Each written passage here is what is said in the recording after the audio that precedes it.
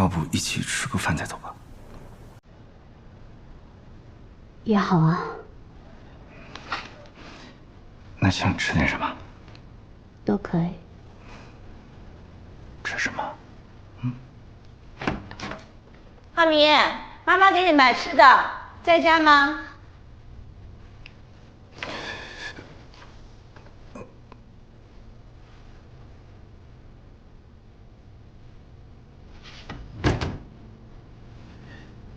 好像走了。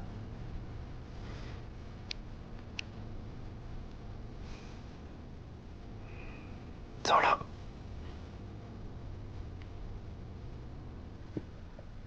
我还没走哦。哦。早上好，妈妈。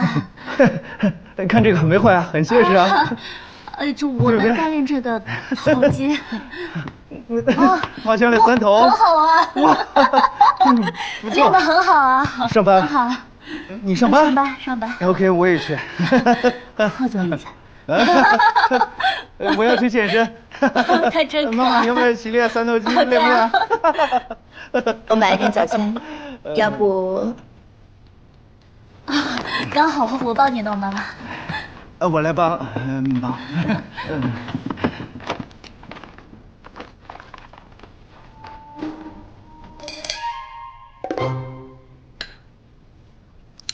你先吃这个。平时在家你不是最爱吃它吗？多吃几个。妍妍，妈妈恭喜你赢得比赛。这阵子浩明有一件事替你高兴，对吧，浩明？对。其实浩明最近也帮了我很多，所以我也要谢谢他的。哎，妈有件事情还想麻烦你呢。晨晨马术比赛不是晋级了吗？想约一些小朋友到家里面开 party， 你最了解他的喜好了，你帮我回家来策划策划。没问题的，我到时候会去选几个方案发给您。妈，您帮我提前问问晨晨，他有没有什么想法，好吗？索性你跟我到家里来一起办，晨晨看见你回来肯定特别高兴，浩明也会高兴的，对吧？我到时候看看时间。啊，那就这么定了。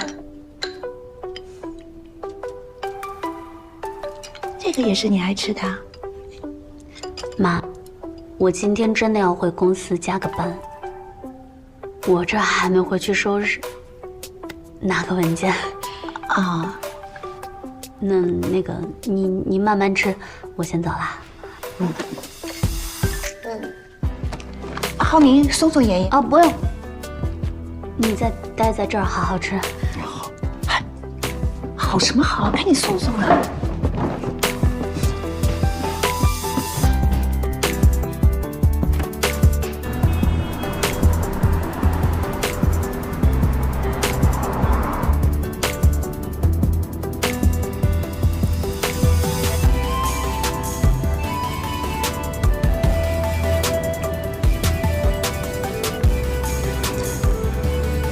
热吗？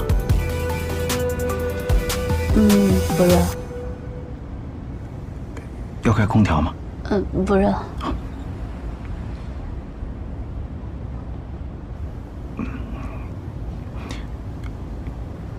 要不听点歌好吗？好啊。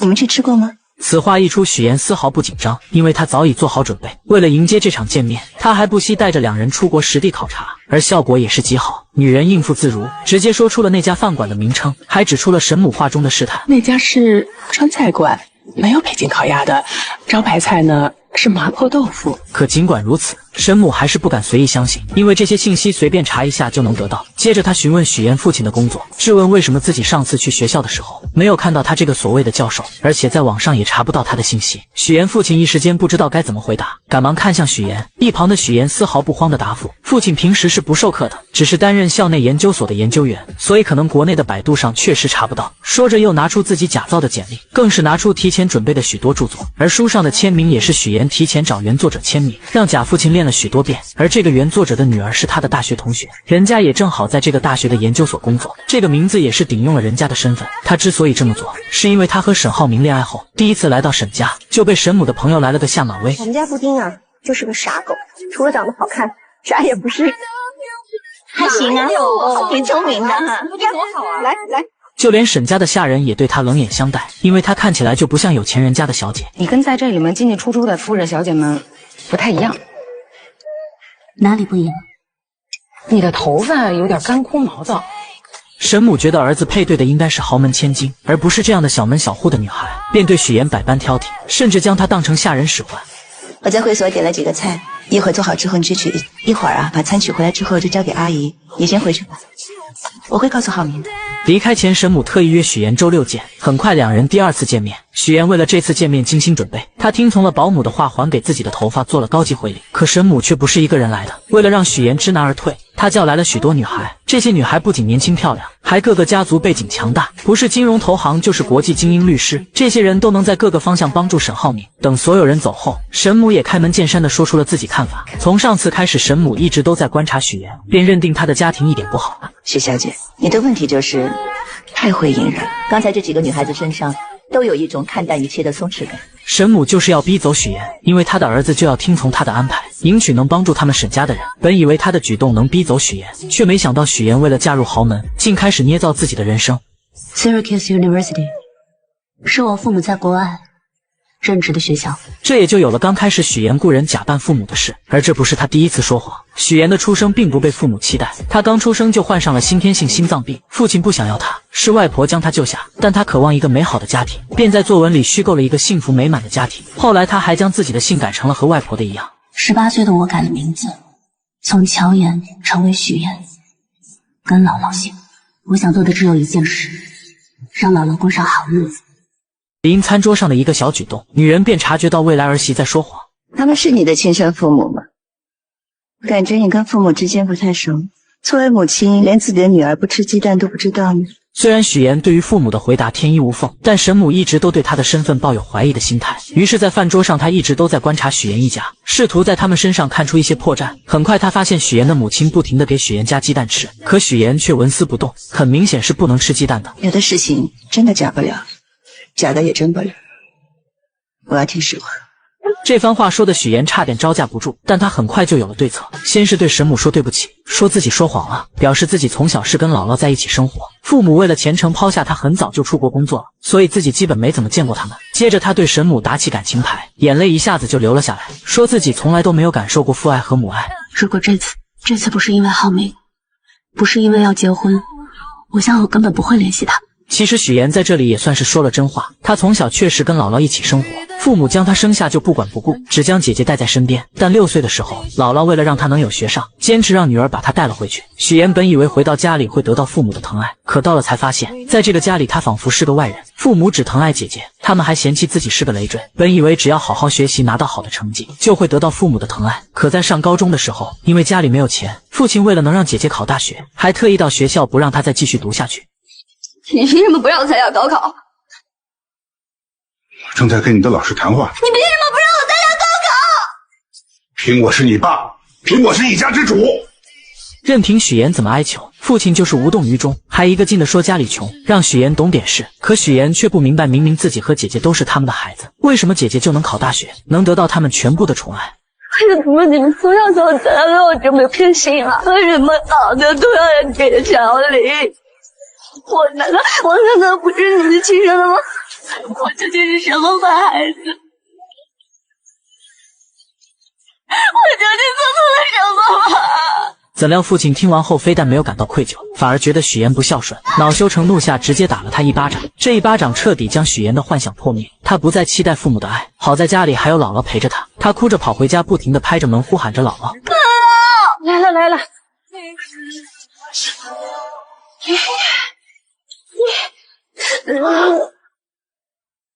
许妍抱着姥姥，发誓一定要让她过上好日子。自此后，许妍一边读书一边打工兼职，毕业后顺利进入了一家电视台当策划，但她的目的是当一名主持人，奈何没有人脉，只能一步一步往上爬。而没有背景的她成为主播的发泄筒，为了保住工作，许妍只能忍气吞声。但很快事情就迎来了转机，在一次采访中，她结识了一名超级富二代沈浩明，男人帅气多金又体贴温柔，见他很冷，直接关掉了空调，宁愿自己热得脱衣服也没有一句怨言。会议结束后，许妍因为发烧直接晕倒了，沈浩明赶忙将她接住。等许妍醒来后，看见了自己手上的卡通创可贴，心里顿时暖暖的。这是许妍除了姥姥以后第一个对她有善意的人，所以不免对眼前的男人产生了别样的感情。刚才护士拔针之后，我怕你继续流血，所以帮你贴了创可贴。经历过这次后，两人接触久了就慢慢在一起了。沈浩明更是带着她回家见父母，可沈母却对她不满意，处处刁难她。而为了嫁入豪门，许妍不得不捏造身份，将自己打造成白富美。可身在豪门的沈母对许妍的身份很是怀疑。一顿饭后，她开门见山地询问许妍，许妍见状为了圆谎开始卖惨，而她说的一切都是真的，只有眼前的父母和身份是假的。她的卖惨也成功打破了沈母的怀疑。那我也要负我的难处。还花费了好几个月的工资，好不容易买了一条名牌围巾送给未来婆婆，怎料婆婆连看都没有看一眼，还纵容自己的好姐妹羞辱她。许小姐，你搞错了，你未来婆婆平时喜欢的基本上都是纯色款。马总啊，如果她平时都没怎么留意过，又怎么会知道呢？哎呀，那就要注意呀，要不然将来还是会出洋相的。听完这些话的沈母更是没有理会许妍，直接跑过去跟狗一起玩。此刻的许妍站在这里无比的尴尬，好像自己连这些狗都不如。自从许妍和沈浩明相恋后，第一次感受到了被坚定的选择和爱。但身在名利场，她不仅想要借助男友跨越阶层，还想跟男友有一个未来。她的原生家庭并不好，父母疼爱姐姐，对她弃之不顾。她也想拥有一个幸福美满的家庭，所以她花费很多心思来讨好未来婆婆，不仅捏造名媛千金人设，还卖惨以此来获得沈母的信任。可沈母打心眼里对许妍的身份有所怀疑，便通过各种办法小心试探着她，想要查出破绽。可每次都被许妍巧妙化解，让她觉得许妍这个女孩子十分聪明，很难对付。这天她正在跟朋友们一起遛狗，许妍过来后，她就开始端着架子什么也没有说，让自己的朋友们将许妍羞辱了一番，接着就去逗狗，将许妍独自晾在一旁。我觉得这个女孩各方面品味都不行，你再考虑考虑，别急着结婚期。而许妍第一次买奢侈品就被嘲笑，对此很是无奈。于是她趁和保姆出去买菜，问问她沈家人的爱好，迫切想要从中获取一些信息。可保姆因为上次和她说话被沈母发现，早就被叮嘱过，什么事情都不敢跟许妍说。但这一趟她也没有白来，在保姆口中得知，沈浩明之前交过好多女友，但都因为沈母不满意，再加上他那些好姐妹在背后出招，就把这些女孩通通赶走了。许妍一听瞬间明白，要想攻略未来婆婆，就要先融入她这些好姐妹的圈子里。自此后，许妍便开始对这些豪门阔太们马首是瞻。他们在打球，自己就在旁边捡球跑得很欢，根本不知道人家正坐在一旁讨论她。我看这姑娘不显山不漏水的，还挺有成绩。虽然许妍没有融入到他们的圈子里，但她这趟也没有白来。她发现沈母一直都是大家吹捧着的对象，直到曲总的到来，她的闺蜜们看见曲总后瞬间一拥而上。虽然沈母表面上伪装得很好，丝毫没有变化，但她还是能感受到她很不开心。于是她立马想到了办法，为了能搭讪到曲总，她做了许多攻略，发现曲总对昆曲十分喜欢，尤其是水袖。她来到昆曲培训班，看到曲总很是卖力地跟着教练练习水袖，刚好她小时候也学过一些基础，便想着借这个机会报一个班，专门学习水袖。而她上来也直奔主题，只学习水袖这一种。可不可以直接教我水袖、水袖花，哪怕是不吃不睡，多长的时间能练好？最快也得1个月。自此后，许妍很是努力，在教室练习，在家里练习，工作的时候也在练习。功夫不负有心人，她的努力终于被曲总看见。曲总看到这个小姑娘练得很刻苦，而且零基础就很好，忍不住想邀请许妍来参加自己举办的昆曲大赛，还向她请教水袖花的技巧。随着两人相处逐渐熟络，许妍也偷听到她最想要的资源，那就是莱茵国际学校的入学名额。她灵机一动，找到沈母的闺蜜美玲姐帮忙，因为美玲姐有莱茵校董的人脉，而她的丈夫也需要曲总丈夫的投资，所以她建议美玲姐带着校董来参加自己的节目，她则跟曲总牵桥搭线。一切准备就绪后，许妍又找到曲总邀请她参加，告诉她这档节目不仅莱茵校董会去，自己还给她量身定制了昆曲环节，这让曲总很是心动。节目开始后，许妍更是利用节目环节帮助3个各需所需的人建立关系，而这档节目播出后效果也是极好，收视率一路飙升，许妍也拿到自己梦寐以求的主持人位子，而她更是将利益最大化，来到沈家给足沈母面子，给她的好闺蜜们名额上节目，并且将这些好的事情都推给沈母。沈母听完后很是受用，觉得许妍很是有格局，第一次让她坐到自己身边。会办事的人不少，有格局的不多。想要抓住每一次翻盘的机会，就永远不要把希望寄托在别人身上。不过就是拿你有的换你要的。许岩，我以前怎么不知道你这么有野心有手段？我能挖独家，能做全链条，有专业能力，我凭什么不争不抢？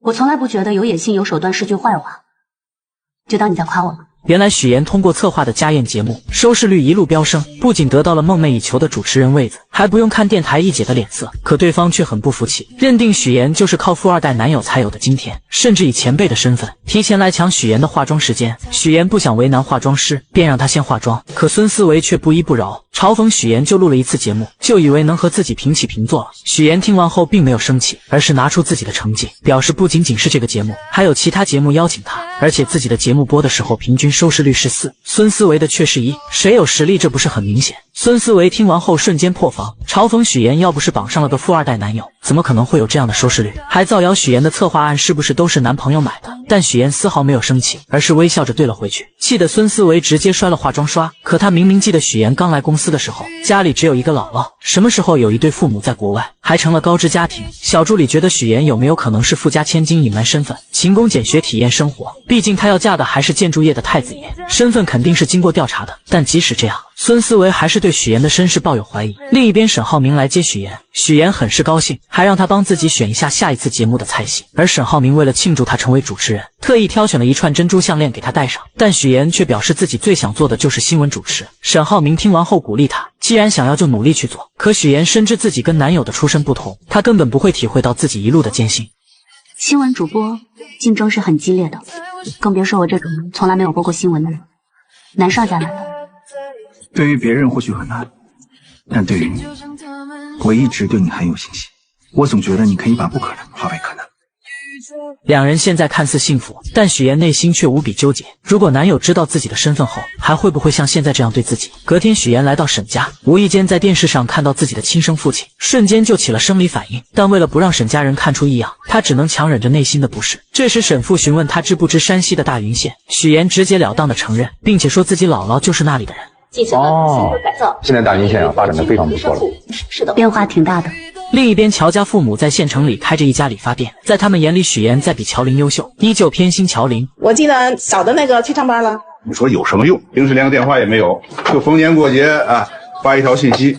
还是我们家琳琳好，安安心心的待在父母身边，那才是我们的小棉袄。与此同时，乔林在上班的时候被骚扰，他忍无可忍，直接回击了过去，没想到反被对方倒打一耙，被抓到了警察局。最后还是男友将她接了回去，可回去后非但没有得到安慰，反而被男友父母一个劲的指责，觉得这件事闹到警局很是丢人，认为他就是个惹事精配不上自己的儿子，根本不给乔林说话的机会。而乔林的男友也是个窝囊的，两人在商量婚事的时候，男友一切听父亲的，将婚礼的花费细节全部都报给他，就连收的礼金不跟自己商量，都要悉数交给父母，甚至面对母亲对乔林的诋毁也一句话也不说。此刻的乔林再也忍不了，终于说出了自己想要说的话。阿姨，你有什么话就直说吧，你别在这儿阴阳怪气的行吗？我阴阳怪气的？你说你一个女孩子家，成天横冲直撞的，怎么什么事都不过你大脑啊？今天的事情明明是乔林受了委屈，可男友父母却一个劲的怪他，担心这件事会影响到男友的事业。夫妻俩的嘴根本就像机关枪一样，嘟嘟嘟的说个不停，让乔林根本没有一个缓和的余地。乔林看了看窝囊的男友，终于忍不住选择分手不结婚。可乔家父母得知后，嘴里边都是说男友是银行工作，要多好有多好，根本没有顾虑过他愿不愿意。于是乔林决定离开这个家，去大城市找妹妹许妍。妍妍，乔妍。为了成功嫁入豪门，穷女孩将自己伪造成名媛千金。可就在她成功骗过未来公婆，即将和男友结婚的时候，乡下的亲姐姐却找了过来。妍妍，乔妍。乔林很高兴能再次见到妹妹，可许妍压根不想见到她。她现在只想先把乔林支走，因为男友马上就要过来接自己了。但乔林拉着她就往外走，可越不希望什么就越来什么。两人刚走出去，就迎面撞上了沈浩明。妹妹好。这位是我是妹妹表姐。他来找我。乔林没想到妹妹竟然告诉男友自己是他的表姐，但他并没有当面拆穿。随后许妍将沈浩明支走后，带着乔林来到酒店。乔林再也忍不住质问许妍，为什么不跟男友说自己是他的亲姐姐？我和姥姥落在一个户口本上，我姓许，不姓乔，所以从一开始你就应该知道，我的亲人只有姥姥。乔林听到妹妹说的那些话，心里不伤心是假的，但他是既得利者，根本不知道许妍这么多年来所受的苦难。在他眼里，许妍就是乔家的一份子，是他的亲妹妹。可自从乔家父母将所有宠爱都给了他后，许妍就不再对那个家抱有希望了。而乔林也没有想到妹妹会对自己这么抵触，要是知道，他说什么也不会过来找他。现在没有外人在，许妍也懒得装，直接说明自己并不欢迎这个姐姐的到来。如果她只是待几天就走的话，自己能做到现在这样已经仁至义尽了。希望乔林能够识趣自行离开，因为他没有义务照顾这个不是亲的姐姐。说完就走了，但临走前再次强调了自己现在姓许，我姓许，许妍。乔林听到妹妹说这些话很是震惊，心里边就以为她是绑上了有钱的男朋友，想要赶紧撇清自己这个贫穷的亲戚。下了电梯后，许妍给姐姐转了1万用作这几天的开销，乔林二话不说心安理得的收下了。在回去的路上，许妍想起小时候的事情，她的出生就不被期待，父母生完姐姐后想要再生个男孩，可自己偏偏是个女孩，还患有先天性心脏病，父亲嫌她是个累赘不想要，是姥姥一把屎一把尿将她带到了6岁。后来因为到了上小学的年纪，爸妈迫不得已才把她给接了回去。就在她以为能得到爸妈的宠爱时，看到的却是他们对姐姐的爱。家里煤气罐没有关闭，姐姐和自己都晕倒了，但是爸爸却选择救姐姐。之后也发现了自己在这个家里是多余的，为了能生活下去，他变得乖巧懂事，学习成绩也是学校最优秀的。但是爸爸却因为家里困难不让自己参加高考，甚至把家里的那份钱供给姐姐复读考大学。许妍真的忍不住了，觉得爸爸根本就不爱自己。我究竟做错了什么吗？我不明白，我不明白为什么你们要一次一次的证明你们有多么不爱我？为什么？我为什么要成为你们的女儿？小时候的许妍根本就不明白自己到底做错了什么，为什么所有人都不爱自己，自己只有姥姥。爸爸的那一巴掌打在她的脸上，许妍觉得自己真的是被亲人抛弃的人。她跑着回家找姥姥，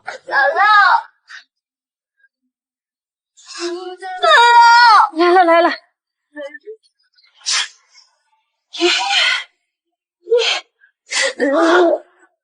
其实姥姥也知道自己这个孙女受了很多的苦，就这样奶孙2个人相依为命过了很多年，直到渐渐长大，许妍还是不想回到那个令人痛苦的家里面。突然一通电话将许妍的回忆拉回了现实，原来是沈浩明邀请她来看自己培养的花。许妍听着沈浩明说，面前的这朵花因为一生只开1朵，所以说需要前期不断的经历挫折和打磨才能够绽放出更美的花。这让她觉得沈浩明就像自己要拼命绽放的花一样，自己无论付出怎样的代价，只要能跟他永远的在一起，一切都是值得的。可现实真跟他想的一样吗？这个绝对是他生命的绝唱。乔妍，你不是叫许妍吗？他们是谁呀？你说，你到底还有多少秘密？说了多少谎话？我们对你真心真意，你却把我们一家人骗得团团转，怎么心机这么重？你这是诈骗！许妍的假身份被揭穿，大家纷纷离她而去。你怎么了？魂不守舍的。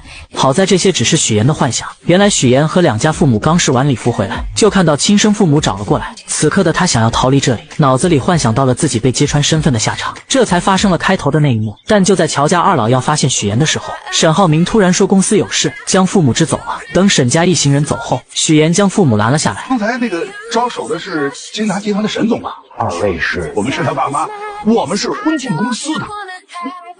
恭喜恭喜啊！刚才那几位就是你们未来的亲家和女婿。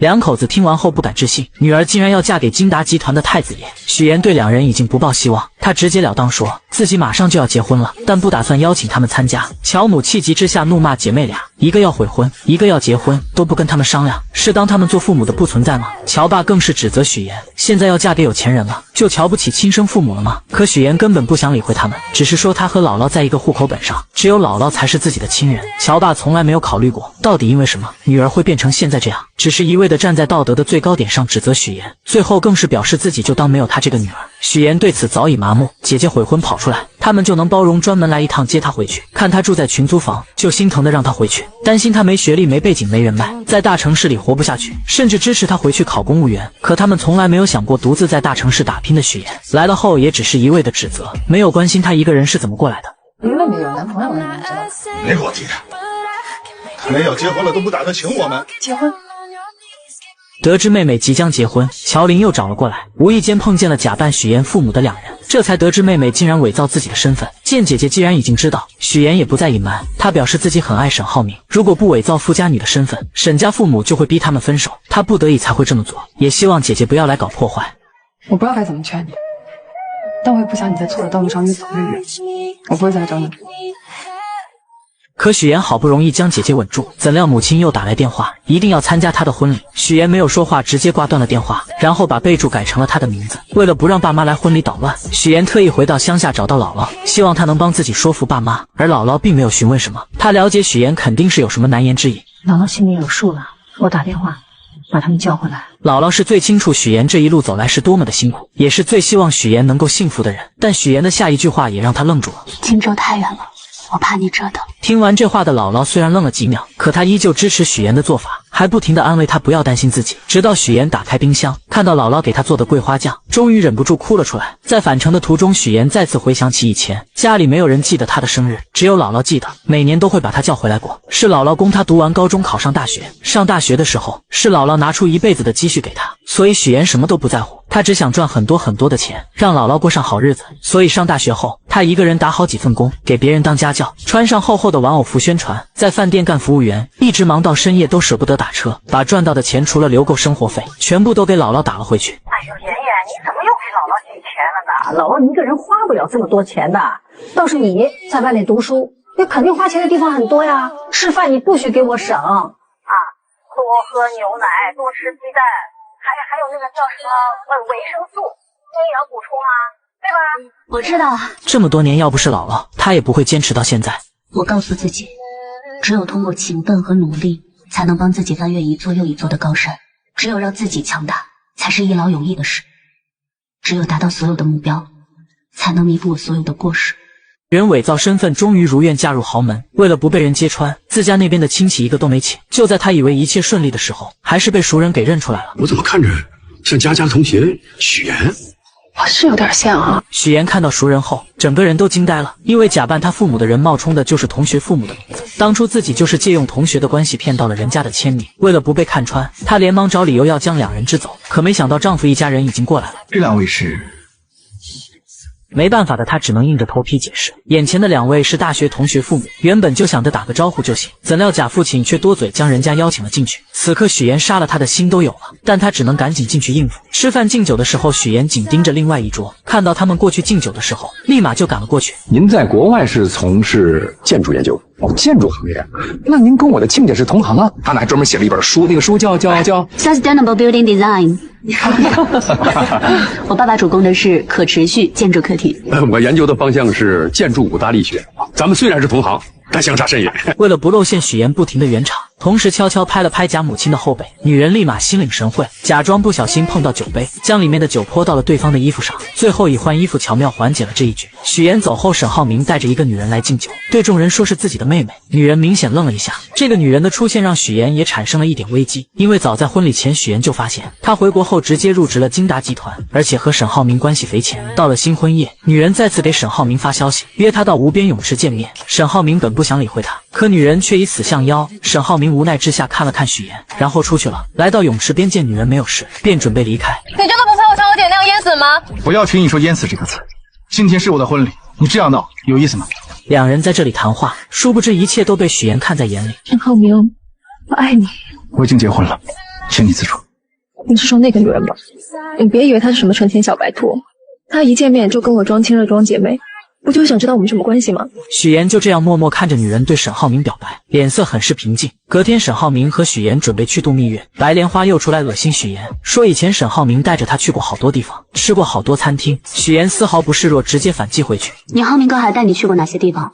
麻烦你都整理好发给我。喝了酒就别进泳池，容易被淹死。女人这才反应过来，昨晚她所做的事都在许妍的掌控中。其实两人之前就有过一次交锋，之前许妍为了尽快融入到豪门生活，特意给自己报了一门烹饪课，却没想到会在这里遇到爱慕沈浩明的方磊。许妍大大方方地向对方介绍自己，我是沈浩明的未婚妻。方磊一听脸色立马就变了，但他也不甘示弱，他声称自己是沈浩明的学妹，两人曾在伦敦一起上学，而且他们两家还是世交，想用这些话让许妍知难而退。怎料许妍丝毫不退缩，16岁就认识，所以是亲妹妹嘛。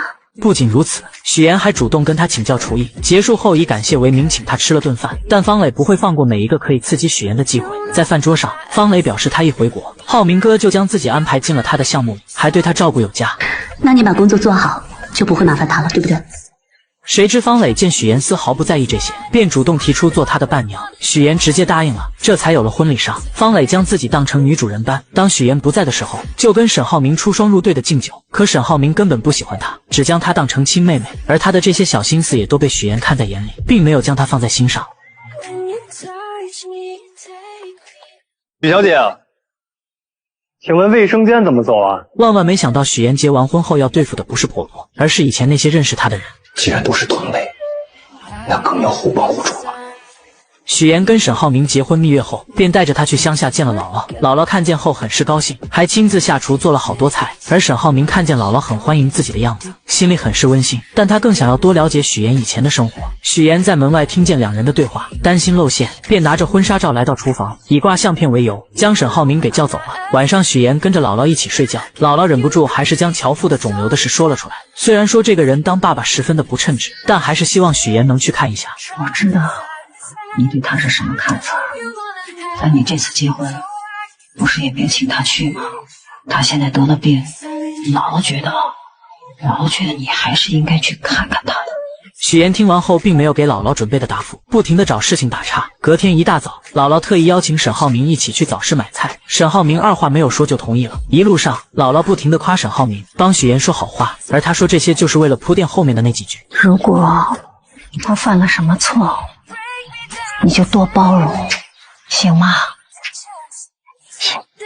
姥姥认为许妍嫁进沈家肯定使用了不正当手段，所以才这么跟沈浩明说。殊不知沈浩明早已知道一切。离开前，许妍还是心软了，悄悄地给父亲了一些钱治病。回到荆州后，沈浩明给了许妍一个惊喜，送给她一座四合院，用于她工作和邀请豪姐们。许妍听完后都惊呆了，这样的人她怎么能不心动呢？而沈浩明看着许妍一言不发的样子，表示她是自己的妻子，自己会协助她完成任何的愿望。进去后，沈浩明看到上个业主给孩子量身高留下的痕迹，回忆起小时候的事情。可许妍却回想到了小时候一家人都忽略了自己，从来都是给姐姐量身高的场面。沈浩明见她失落的表情，便向许妍索要口红量身高。许妍那一刻心里便很感动，更是有很多的触动小时候没有完成的那些心愿，丈夫帮自己已经完成了。两个人深深地看着彼此，本以为日子会这么幸福下去，可许妍的对头却揪着她不放，将假扮她父亲的人找了出来，在节目上揭露了她捏造身份的事。这一次的许妍又该怎么应对呢？您和许妍认识？认识，我们很熟啊。请问你们是什么关系？照片上的这个人是不是你本人？你是不是许妍的假冒父亲？请你正面回答。还每天下班准时来专柜蹭妆。就在他化完妆要走的时候，导购实在忍不住拦住了他。你要不把你刚刚试的这些挑一个买了吧？为啥呀？我用的都是试用装。一周啦，姐姐，这外面不管是刮大风还是下大雨呢，您都会在下午5点钟准时来到这里蹭妆。还不知道的以为你在这上班打卡呢。女孩听完后表示，自己不全部试一遍怎么知道要买哪一个色号，并且也没有规定试妆次数。刚说完，乔林就拿出试妆6次的标签。女孩见说不过，直接来句自己就不买。要是她再拦着自己就去投诉，乔林也没有办法，只能放她离开。下班，乔林回到出租屋，听到室友正在给家里打电话，而这个室友就是刚才去蹭妆的女孩。女孩省吃俭用，就是为了把钱打回家里。乔林也明白了她为啥总是去专柜蹭妆了，而她专门带了一些小样送给了女孩。隔天，乔林在整理公司货架的时候，不小心将手臂给砸伤了。可他怎么也没有想到，给他治疗的医生竟然是高中时期暗恋的校草。但当时校草喜欢的人是妹妹许妍。林一鸣，我今天来就是想告诉你，我不想谈恋爱，我现在只想好好学习，其他的事都不在我的计划里。我不会打扰你学习的，我就想跟你说我喜欢你。我不喜欢你。时隔这么多年，男人依旧喜欢许妍。他之所以跟乔林相认，就是为了问他索要许妍的联系方式，但他并没有直接要，而是借口他的伤。此刻的乔林私心是不想给他联系方式，于是自己拿起手机给妹妹打了电话。当男人见到许妍手上的戒指后，便明白他们之间已经不可能了。你结婚了？上个月。虽然有点晚了，祝你新婚快乐。最后，于一鸣失落的回去了。许妍将姐姐送回家，看到她和几个女孩子合租在一起的房子，还找到了一份工作，便明白姐姐是铁了心要留在荆州。既然如此，决定帮她换个更大的房子，希望她以后不要给自己添麻烦。乔林听完后气不打一处来，他表示今天要不是于一鸣，自己根本不可能联系他。可许妍根本没有听他说的话，隔天直接找来几个彪形大汉，强制性给乔林搬家。起初乔林极度反抗，就是不搬。不搬。你不搬？不搬。好，我忘记告诉你，新家公寓邻居是于一鸣。当听到新家的邻居是于一鸣，乔林的态度立马360度大反转，立马就搬家。许妍对这个姐姐很了解，她也知道姐姐一直都暗恋于一鸣，所以她就是故意这么做的。乔林搬过去的第一天大早就收到了于一鸣的早餐，这让她万分惊喜。与此同时，乔林的前男友妈妈调查到，乔家在商业街买了一套门面房，在他们眼里，乔家穷的叮当响，根本就没有钱买门面房，那肯定是拿他家的彩礼买的。女人觉得既然两人已经分手了，那就要把彩礼追回来。乔林男友是个窝囊的，当即就给乔林发去了消息，没想到乔林已经将他拉黑，而且电话也打不通了。气急之下，他直接来荆州找许妍，想要从他口中套出乔林的住址。请问先生，您有预约吗？没有。不好意思，我们这里没有预约，不能进。没办法的林涛只好出来碰运气，看能不能碰到许妍。巧的是在餐厅碰见了许妍，正在拜托于一鸣照顾乔林。乔妍，你为什么让他照顾乔林？这谁呀？此刻的林涛认定乔林悔婚，就是许妍在背后挑唆的。他恼羞成怒下，在餐厅大吵大闹，甚至要对许妍动手。好在于一鸣在场推开了他。就在这时，许妍发现自己的死对头过来了，急忙找个借口把林涛给带走了。孙思维看到这一幕，本想着看能不能挖出点许妍的把柄，可于一鸣根本不理会他。与此同时，许妍将林涛带到另一家餐厅，告诉他既然两人已经分手了，那就不要再去找乔林了。至于彩礼钱，自己会帮姐姐还。这准是彩礼的事吗？我要的是人。我不知道。行，不说是吧？那我就天天来，我上你们单位去要人，上你婆家去要人。你不是下得挺好吗？我让他们了解一下，你到底在外边干了些什么见不得人的事儿。你嘴里没句实话，不是下得挺好吗？我让他们了解一下，你到底在外边干了些什么见不得人的事儿。随便你。面对林涛的威胁，许妍丝毫没有放在心上，直接离开去找姐姐乔林，将这件事告诉了她。乔林觉得这家人是真的很奇葩，既然他想见自己说清楚，那就见面打死他。许妍见姐姐只知道使用武力，劝说她不要这样做，既然跟林涛分手了，那就跟过去一刀两断。昨晚他跟林涛聊过了，他在乎的是乔林对自己的感情是否忠诚，但他的父母在乎的无非就是钱，只要把钱给出去了，就算林涛想来荆州闹，他父母也不会同意的。谁知乔林听完这些后依旧要自己解决，可许妍等不了，等到你筹好钱的时候，他就会把这件事情闹得人尽皆知了。到那个时候，我的单位、沈家，所有人都会知道。我还以为你是在为我着想呢，原来是怕自己谎言被拆穿了。就在两人讨论这件事的时候，殊不知沈浩明也知道了，他默默地帮许妍处理，让助理调查林涛的工作情况和人际关系。不出半天，林涛父母的银行卡就收到了一笔钱，如许妍所料，钱一到账，他们就打电话让儿子回来。可林涛就是不听，非要见到乔林了解事情真相才肯回去。但通过沈浩明的发力，隔天银行就把林涛给叫回去了，还以他优秀为由，要给他增加工作任务。领导的这波夸奖让林涛有些丈二和尚摸不着头脑，同时意外的还有许妍。以林涛的性格，我原以为他会不依不饶，没想到这个人突然就消失了。不久后，许妍无意间发现沈浩明为了向父亲证明自己的实力，正在急于促成一项合作，可合作方十分瞧不起他这个太子爷，迟迟不肯跟他合作。许妍看到沈浩明闷闷不乐的样子，心里很不是滋味。晚上，他就把沈浩明带到泳池边，给他的秘密基地添了一盏灯，不停地开解他，希望他可以将自己的坏情绪和心烦的事情都说出来。经过许妍的开解，沈浩明这才露出了笑容。于是为了能够帮到丈夫，隔天许妍就约婆婆的闺蜜美玲姐打听合作方黄总的情况。从美玲姐口中得知，这个黄总很疼老婆，可几年前老婆得了重病离世，之后就一直都没有再娶，还将对妻子的亏欠弥补到了岳母身上。这些年一直都尽心尽力地照顾着岳母，可岳母的性子很倔，非要住到养老院。听完这些讯息后，许妍决定先从黄总的岳母这里下手。隔天，她来到养老院，捐助了好多东西，在院中的引荐下见到了黄总岳母，这才发现老太太已经患上了老年痴呆，整个人都神志不清。但许妍并没有放弃，她看到老太太搓了不少泥鳅，嘴里不停地说要留给女儿吃，这不禁让她想起小时候姥姥炸了很多素丸子让自己带去学校吃。许妍瞬间明白，她是用这种方式怀念女儿。回去后，许妍便给姥姥打视频学做素丸子，隔天带着丸子来到养老院，还给老太太讲了姥姥的故事。在许妍的陪伴下，老太太一天比一天开心，最后还将许妍当成了自己的女儿，两人在一起玩得不亦乐乎。许妍也将老太太当成了姥姥，觉得对姥姥很是亏欠，而这一切都被黄总看在眼里。没过多久，他就约见了沈浩明，夸奖他真是娶了一个贤内助。黄总，这是什么意思啊？不太明白。不是你让你爱人去照顾我岳母的吗？这段时间，你爱人许妍经常去照顾我岳母，我岳母的病情也得到了缓解，状态也比之前好了许多。难道你不知道？他没有跟我说过。那也许是巧合吧。最终在许妍的帮助下促成了这单合作，可许妍的死对头又开始搞事情了。哎，等会儿，怎么了姐？没事，这人怎么这么眼熟呢？就是个骗子，连给我提鞋都不配。就算我是骗子，我也有能力让你变成像我讨饭吃的狗。爷爷，没事吧？你演什么呢？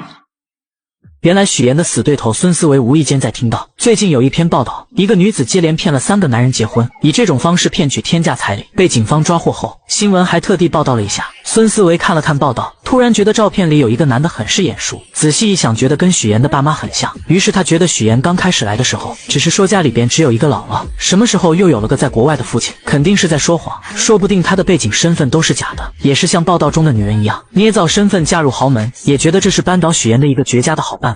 而为了验证自己的想法，他找到领导，以参考婚礼为由，从他手里骗到了婚礼照片，随后回到工位上，再三比对了照片，确定2人就是同一个人，心中窃喜不已。为保证万无一失，他带着小助理找到假扮许岩父亲的高亮杰，威胁他配合自己，想着在台里推举财经主播的时候给许岩致命一击。一切准备就绪后，他来到许岩面前，说了许多奇奇怪怪的话。你放心，我的这个样片绝对真实，而且足够震撼。他的话许岩并没有在意，而是时刻准备自己竞争财经主持人。他的表现极为出色，评委们很是满意。隔天，孙思维特意邀请许岩做自己节目的嘉宾。许岩不知道他的葫芦里到底卖的什么药，并没有答应。可就在这时，主任出来助攻孙思维，无奈之下，许岩只好答应。节目开始后，孙思维先是向大家讲述了最近骗取高价彩礼的那个新闻，接着又请来了高亮杰。许岩看见他的那一刻很是惊讶，孙思维看见后觉得自己稳赢。他打开许岩婚礼的照片做对比，还不停地质问2人之间的关系。请问你们是什么关系？照片上的这个人是不是你本人？你是不是许岩的假冒父亲？请你正面回答。许岩见状站起来，把事情的焦点转移到2人的竞争之上。所有人都明白孙思维的能力不行，是他羡慕嫉妒自己，所以才请人来陷害他。可孙思维看着许岩慌张表情，料定自己挖到的就是王牌。照片上的这个人是不是你？你到底有没有假扮许岩的父亲？看着孙思维在那里犀利的说话，在座的同事们也有一点震惊，此刻都在下面小声的议论。一时之间，许岩的身份就这样被大家怀疑，他也顿时被推到了风口浪尖上。而孙思维看到许岩有点慌张的样子，觉得自己这个王牌简直是太炸裂了。看到对方反应不过来的那种表情，更是到达了制高点的高兴。可他万万没想到事情会迎来反转，高亮杰临时变卦，不是，那人不是我。高先生，您这儿有块胎记对吧？啊，对，我这儿有胎记，你看这儿。大家拿出照片仔细对比，发现婚礼上的男人脖子上根本没有胎记。原来许岩在孙思维威胁自己后，便猜到他可能查到了一些东西，于是他约见了高亮杰，商量做了这场局。而且早在之前，许岩就让男人遮盖胎记，也算是他的一张保命符。此刻的孙思维彻底懵了，他认定2人就是串通好了。串通好了是吧？在这给我做局呢！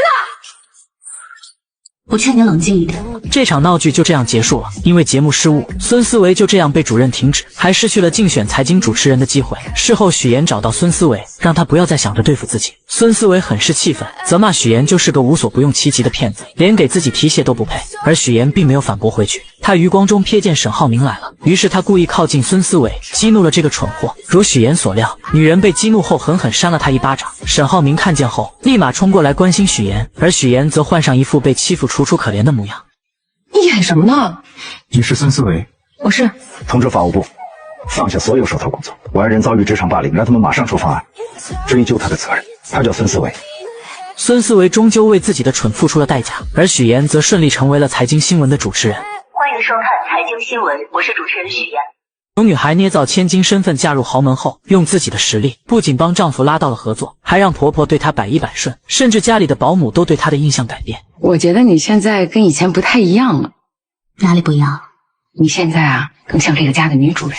唯有家里的小弟弟对她意见颇大。原来自从许岩嫁给沈浩明后，大家都开始各自忙碌，从来没有人在乎弟弟浩辰的感受。为了引起大家的注意，浩辰不是在学校打架，就是各种闯祸。老师3天2头的给沈母打电话，沈母虽然是豪门太太，但也害怕老师的电话。同时他和沈父应酬很多，根本没有时间去处理这些事情。他见许岩很有耐心，便让他帮忙带浩辰。而他刚把许岩拉进家长群，就看到班主任在群里发浩辰跟同学发生冲突，还把人家给打伤了。许妍看了看正在逗狗的婆婆，只能硬着头皮去学校处理。处理完后，她本想着跟浩辰谈一谈，想知道他闯祸的原因，可浩辰并没有理会她，直接离开了。回到家后，许妍将学校的事情告诉了众人。婆婆嫌麻烦，决定将浩辰送去国外读书。这番话正好被回来的浩辰听见，他以为是许妍告状，才让妈妈起了送自己去国外的念头，因此把自己受到的所有冷落都怪在了许妍身上。你来了，先是让我哥喜欢上你，然后又讨好我爸妈，让他们都喜欢上你，结果没想到我不吃你这一套，然后你就想把我赶走，对不对？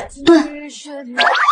我告诉你，我是绝对不会出国的。这番话让许妍明白，小孩之前所做的那些事情，只不过想让家人的关注罢了，知道原因就会得到解决的办法。许妍表示，只要他保证不再发生今天这样的事情，自己有办法不让他出国。这又是什么招？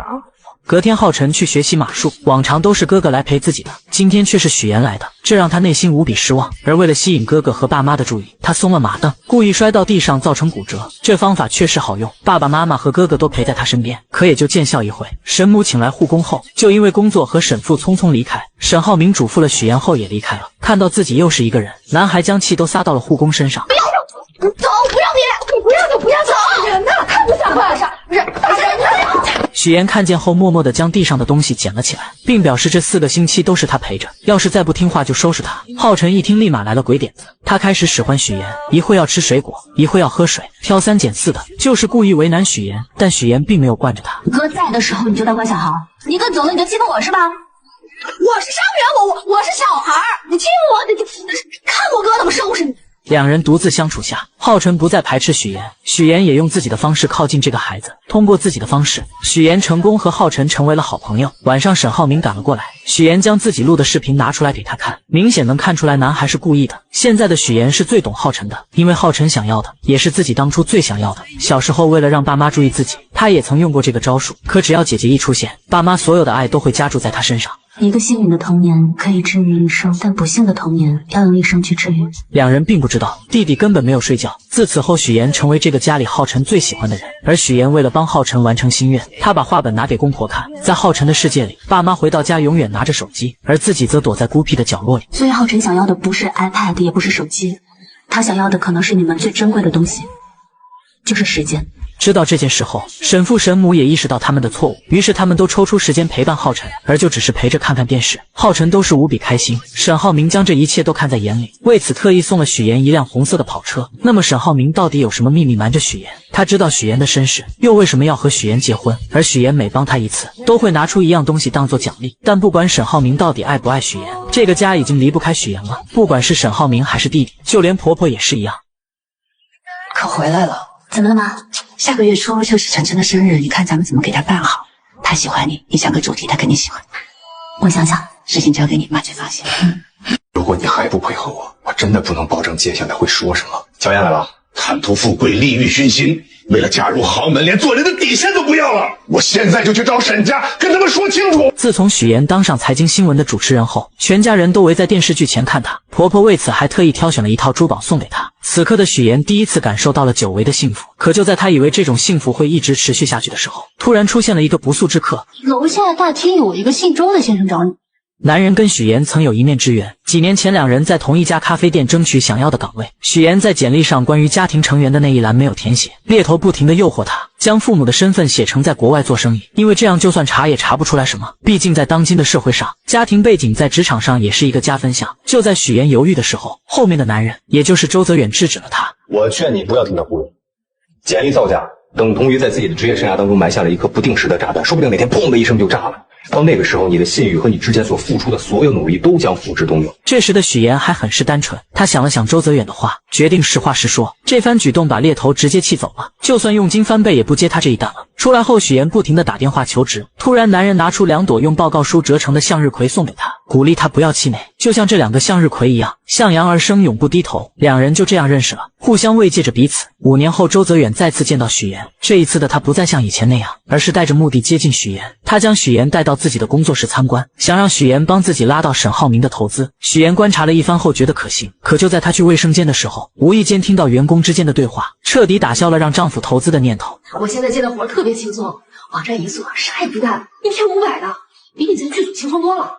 哎，要不你也过来吧？这不点人，就是一家皮包公司。为了验证这番说法，许岩来到大厅试探，让员工展示一下公司的项目。怎料男人听完后脸色大变，慌乱的找着各种理由不打开电脑。身后的客户也装模作样，实际上电话线根本没有接通。再翻了翻桌子上的文件，全部都是空白的。许岩瞬间明白周泽远搞皮包公司骗钱，于是再次见到他，果断拒绝了他的要求。怎料周泽远早已做好了万全的准备，他以许岩的真实身份作为要挟。有一个道理你一定明白，那就是有些事情无论你再怎么努力，它都改变不了。就像我们这种赤身裸体的人，必须要给自己加上一件高贵的衣服。既然都是同类，那更要互帮互助了。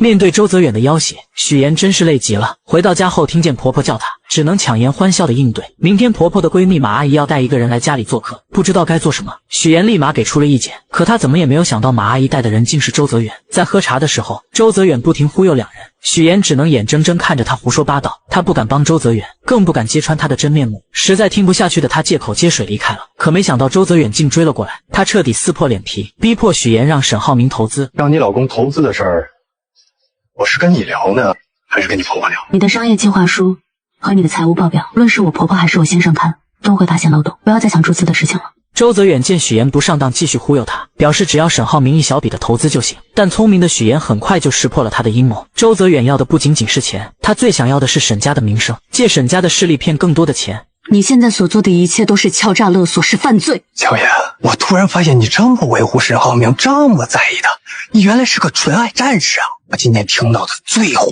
稽的故事，说一个贫寒女骗子嫁入豪门，她不是为了钱，她居然玩起了纯爱。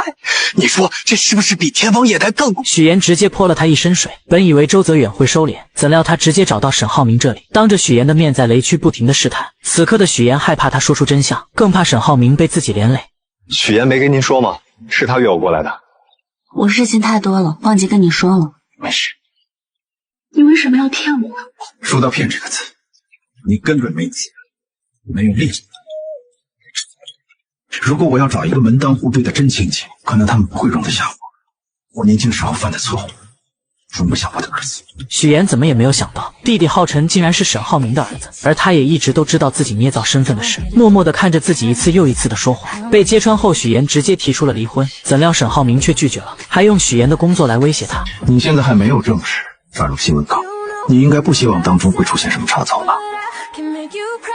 不久前，在许岩的照顾下，浩辰越来越跟他亲近，甚至两人都成为了朋友。而许岩不只是遇到了周泽远这个危机，他还要防着姐姐乔琳乱说话。原来几天前，沈浩明突然说要请表姐吃饭，许岩本想着以姐姐工作忙为由拒绝，可沈浩明却坚持要请，无奈之下，他只能带着乔琳来吃饭。但进去之前，他万分叮嘱乔琳一定要少说话，因为他知道这个姐姐最擅长的就是口无遮拦，担心她说的越多就越难圆过去。果不其然，乔琳说了许多许岩过去的事，包括她在学校是校花的事。本想着帮妹妹说说话，可说的越多，破绽也就越多。脾气真好，我是他兄弟，你知道吗？真的，那在读书那会儿啊，你就别说谈恋爱了，只要是个男的，他都不带看一眼的，也就是我们那儿没女校，不然他早转去那儿上学去了。读书的时候你们是在一起的吗？我记得爷爷跟我说过，你老家在山西晋城。乔琳慌乱地看了看许岩，赶忙解释自己高中的时候复读了2年，复习班正好转到了许岩上的高中，这才把这些话都圆了过去。此时的沈浩明玩味地看了看许岩，然后让乔琳多说一说许岩以前的事情。乔琳很是嘴快地说了句没问题，但当他看到妹妹那能杀死人的眼神，立马就闭上了嘴，然后跟沈浩明说自己很忙，不能经常出来吃饭，而他为了弥补刚才的过失，跟沈浩明说了许多许岩的好话。妍妍她不太对别人动心的，但是她一旦动了心，这是一辈子的事，你得珍惜，你知道吗？这些话沈浩明并没有放在心上，因为狼来了的故事只要发生一次，他就会充满戒心。在他眼里，许岩嫁给他是为了地位和财富，什么所谓的真情，身为豪门少爷的他根本不信。可许岩却正好相反，他是因为爱沈浩明才选择说谎捏造身份，两人的立场不同，导致许岩得知真相后伤心提出离婚。吃完饭后，乔琳不停地看着许岩。来之前，乔琳咨询过律师，以许岩现在这种情况，即使以后身份暴露了，沈浩明只要是真心爱他的话，也是不用负任何法律责任的。许岩听完后心里便有些高兴，没想到乔琳也会考虑自己。两人就这样漫无目的地走在大街上，突然许岩看到旁边坐在一起听歌的2个女孩，想起小时候放学他经常会盯着 MP3 看，但因为懂事从来都没有主动跟父母提过。乔琳发现后直接将自己的送给了他，姐妹俩就这样一起听着歌回家了。现在长大了，虽然说姐姐有些没心没肺的，但还是想着自己。许妍就是这样一个纠结的人，她不想被原生家庭困住，但只要他们对她好一点，她都会释怀以前的痛苦。爸妈从小就宠爱姐姐不理她，可听到爸爸得病了，还是会留下一笔钱让她治病。密码设置的还是乔琳的生日，是因为爸妈从来没有给她过生日，肯定不知道她的生日日期。姐姐来到荆州，表面上很烦她让她回去，但看到她住在拥挤的出租屋，立马就给她换了大房子，还准备了生活用品，甚至将房子租到了她喜欢的人隔壁。网上有些言论说许妍是恶女，这个观点我并不认同。我们许妍可是个心地善良的好宝宝。很快乔琳的工作也上了一个台阶，公司想要选择人去总部加入销售团队。乔琳因为化妆技术和销量第一，所以在这个候选名单之内。本来说乔琳对自己也是十分有自信的，但是听到领导说自己学历太低这件事，觉得确实是自己的短板，便想要抓紧有限的时间来提高学历。乔琳知道学习是自己一直十分头疼的事情，于是她找到于一鸣帮忙，于一鸣很是爽快地答应了，这也大大加快了两人的感情发展。其实你们姐妹两个脾气挺像的，都很倔，明明心里互相关心对方，就是不能好好坐下来聊一聊。真希望你俩有一天能敞开心扉，不需要我一个折腾。我们把你养了这么多年，你不能把你现在的错误栽在父母的头上。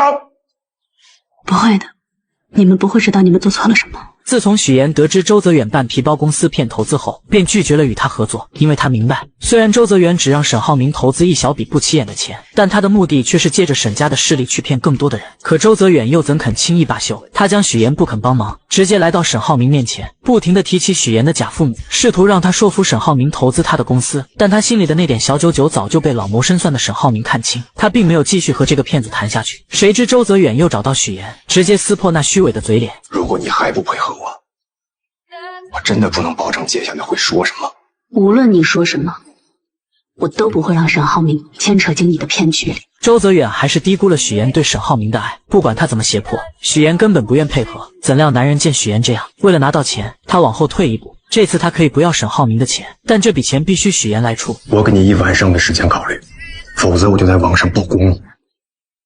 从这之后，男人像个恶鬼，时刻缠着许妍，就连晚上都会打电话催着要钱。而这些沈浩明都明白，他早就让助理查过周泽远是个什么样的人，也知道许妍打电话的对象就是他，但他什么也没有说，只是悄悄在背地里帮许妍解决一切。经过1晚上后，周泽远并没有收到钱。一个人能无耻到什么地步？他将许妍堵在停车场，迫不及待地想要拿到钱。好在姐姐乔琳及时出现，假装打电话报警，这才吓跑了周泽远。许妍为此很是感动，姐姐还是那个姐姐，虽然从小父母偏心她，但她依旧是那个将自己护在身后的姐姐。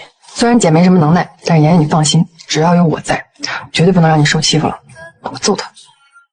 谁知周泽远更加得寸进尺，这次他直接把许妍亲生父母请到了荆州，还将他编造假故事嫁进沈家的事全部托盘而出。乔爸得知后暴跳如雷，他不理解许妍为什么要这么做，为什么会变成现在这样。我乔建斌一辈子没有做过一件见不得人的亏心事，怎么养出你这样一个女儿？乔爸不停地辱骂许妍，什么话难听说什么，觉得女儿就是贪慕虚荣、利欲熏心，连做人的底线都不要，甚至要去沈家坦白真相，揭穿女儿的骗局。许妍听着父亲的谩骂一点表情都没有，因为她早已死心。在高考那年，她就已经对这对父母不抱期望了，也从来没奢望过他们能够理解自己。无论在什么时候，我遇见沈浩明这样的人，我就是会不顾一切手段，抓住机会跟他在一起。那你也不能欺骗人家。我也不想骗他，是因为从小我就知道，所有的事情我只能靠自己。许妍的话像棉花一样打在这对父母身上，丝毫没有波澜。此刻的乔爸从来没有想过他们的错，甚至觉得要不是他们把许妍接回来，他怎么会有今日？他从来不会想过许妍本该过上像乔琳一样的生活，可他的出生不被期待，只因为他不是个男孩，还患有先天性心脏病。不会的，你们不会知道你们做错了什么。听完这话的乔爸起身就要去沈家揭发许妍，乔母连忙拦住他，嘴上说着为女儿考虑的话，可这幅画面在许妍眼里却是无比的可笑。乔家两口子从来没有想过儿时的经历对许妍的影响有多大，他们也从来没有想过以前是多么偏向大女儿，他们只会觉得我养你一场，怎么到头来还成了我们的错了？是他们亲手把许妍推开，现在却又嫌弃她什么事情都不跟他们说，真是讽刺。这是在演哪一出啊？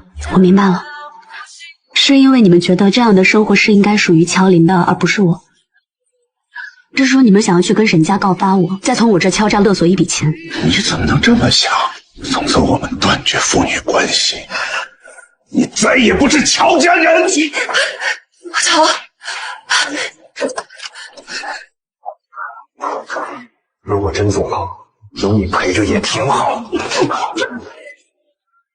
面对周泽远的威胁，许岩宁愿鱼死网破，也不愿将沈浩明被他拉下水。不久前，周泽远为了让许岩劝沈浩明投资自己的公司，特意将在老家的乔家两口子请了过来。乔爸得知许岩未嫁豪门，竟然捏造身份，恼羞成怒下选择跟许岩断绝关系。而许岩听到后，心里并没有任何难过，甚至觉得是一种解脱。为了封周泽远的口，他不得不把沈浩明送给他的跑车卖掉，将钱转给了他，并警告他这是最后一次，如果还会有第二次，自己一定会报警。怎料周泽远根本不满足，他想要的远远不止这一点。于是他继续用自己手中的把柄威胁许岩，而许岩丝毫不受他的威胁。眼前的男人就是个十恶不赦的诈骗犯，无论如何都不会让丈夫上当。为此，他不惜和对方鱼死网破。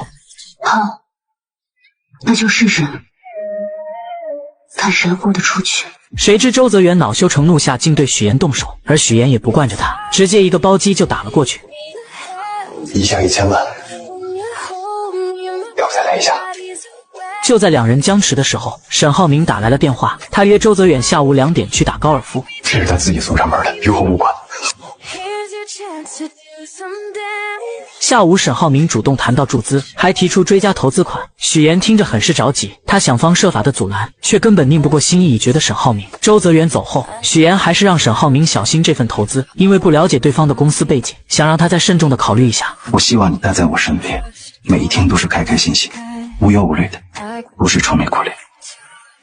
这天过后，周泽远就消失得无影无踪，直到4个月后，许岩才知道周泽远被抓。他很庆幸沈浩明没有被骗，但是又觉得他好像跟自己之间有点距离，因为他说什么话都是欲言又止的样子。原来沈浩明早就知道一切，他让助理调查了周泽远，也知道许岩受威胁卖掉了自己送的车子。而为了让许岩不再发愁，沈浩明以代理人注资的名义，一边安抚周泽远，一边调查他的犯罪证据，让他再也没有机会威胁许岩。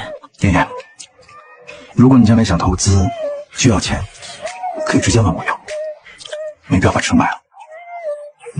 听见这话的许岩心里咯噔一下，很是担心丈夫是不是已经知道了些什么。没人倾诉的她，只能找姐姐乔琳。乔琳也很是奇怪，周泽远怎么莫名其妙的被抓了。许岩虽然也不知道，但他总感觉有人在背后默默的帮他。乔琳还是觉得，还是找个机会把这件事早点跟沈浩明说清楚。毕竟看着沈浩明那么爱许岩，知道后肯定会原谅的。我是想跟他说的，一直没有找到合适的机会。突然，乔琳看到了于一鸣，她跑过去将他拉了过来，跟许岩一起吃饭。于一鸣本来很犹豫，但一听到许岩也在，就跟着过来了。而乔琳也发现一件事，于一鸣跟许岩真的太不一样了，总是滔滔不绝，比跟自己在一起的时候话还多，心里无比的失落。许岩将一切都看在眼里。晚上回到家，许岩考虑再三后，决定跟沈浩明坦白。他先是试探说自己有一个朋友，在婚前隐瞒了一些事情，但现在两个人过得很好。这个朋友想要主动坦白，可他还没有说完，沈浩明就打断了他，表示只要两人的感情好，根本不需要坦白，坦白了反而会成为两人感情中的一根刺。婚姻其实不应该从原则出发的，你说呢？原则其实只是一种包装，一种说法而已。其实最后夫妻间有个好结果，才是最重要的，对不对？